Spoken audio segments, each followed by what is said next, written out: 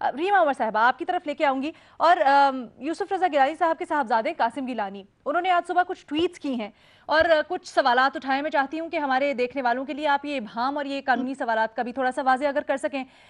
एक तो वो कहते हैं कि जी ये जो अदालत का दायरा इख्तियार था वो था लामहदूद दायरा इख्तियार है उनका, वो चाहते तो इसके ऊपर फैसला दे सकते थे। ये वाली बात कि पार्लियामेंट के अंदर का मामला है हम नहीं देखेंगे, इसके ऊपर उन्होंने तहफ़्फ़ुज़ात उठाए।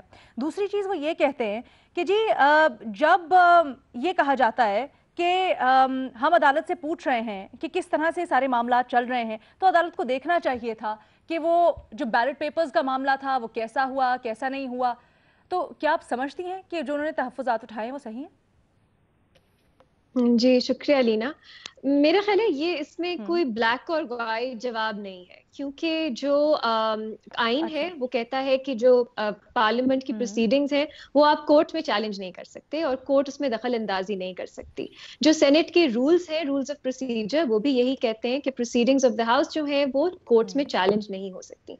लेकिन तो कानून तो क्लियर है। लेकिन अगर आप पहले जजमेंट्स उठा के ठीक है। देखें तो हमारी अदालतों ने कहा है कि आप हम्म। इस तरह एब्सोल्यूट तरह से उनकी जो ज्यूरिस्डिक्शन है वो आउस्ट नहीं कर सकते, वो खत्म नहीं कर सकते।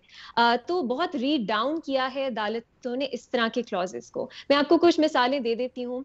मिलिट्री कोर्ट्स जो है पाकिस्तान में, वो जो फैसले करती हैं, हमारा आर्मी एक्ट भी कहता है, आइन भी कहता है कि वो हाई कोर्ट्स में चैलेंज नहीं हो सकता। लेकिन हम अक्सर देखते हैं कि हाई कोर्ट्स अपनी रिव्यू ज्यूरिस्डिक्शन इस्तेमाल करके देखती हैं कि कोई मैलेफाइडे फैसला तो नहीं किया मिलिट्री हम्म। कोर्ट्स ने, कोई फेयर ट्रायल की वायलेशंस तो नहीं हुई। तो हम ऐसे बहुत सी मिसालें आपको मिल जाएंगी कि इस तरह के जो आउस्टर क्लॉजेस होते हैं, जो कोर्ट्स की ज्यूरिस्डिक्शन बिल्कुल खत्म कर देते हैं, उनको कोर्ट्स रीड डाउन करती हैं। हम्म। एक और प्रिंसिपल है हमारा नेचुरल जस्टिस का। नेचुरल जस्टिस का प्रिंसिपल हर मुल्क में फॉलो होता है। हमारा जो निजाम है इंसाफ का, वो उस पे उसकी बुनियाद है। और वो ये कहता है कि अगर कोई अग्रीव्ड पार्टी है जिसको कोई भी ग्रीवेंस है, तो हम्म। उनके पास कोई ना कोई फोरम जरूर हम्म। होना चाहिए जहां वो ग्रीवेंस जो है वो रिड्रेस हो सके। तो अब यहाँ पे अदालत का फैसला जो है, ठीक है, वही मैंने जो पहले कहा, इसमें ब्लैक और व्हाइट नहीं है, एक सवाबदीदी इख्तियार होता है अदालतों का कि वो ऐसे मामलात में किस ठीक है। तरह अपनी जुरिस्डिक्शन को इंटरप्रेट करती हैं। लेकिन मेरे लिए अब सवाल ये है, अदालत कहती है कि जो वोट ऑफ नो कॉन्फिडेंस है, रेजोल्यूशन ऑफ नो कॉन्फिडेंस है, वो एक तरह से मुतबादिल जी। है सेनेट चेयरपर्सन के इलेक्शन का। इससे मुझे इशू है, क्योंकि मैं इसको नहीं समझती कि मुतबादिल है। हर सेनेटर का हक है ठीक। कि वो एक सेनेट चेयरपर्सन इलेक्ट करे। अब वो होता है एक, जिसके पास भी ज्यादा वोट हो वो चेयरपर्सन इलेक्ट हो जाता है।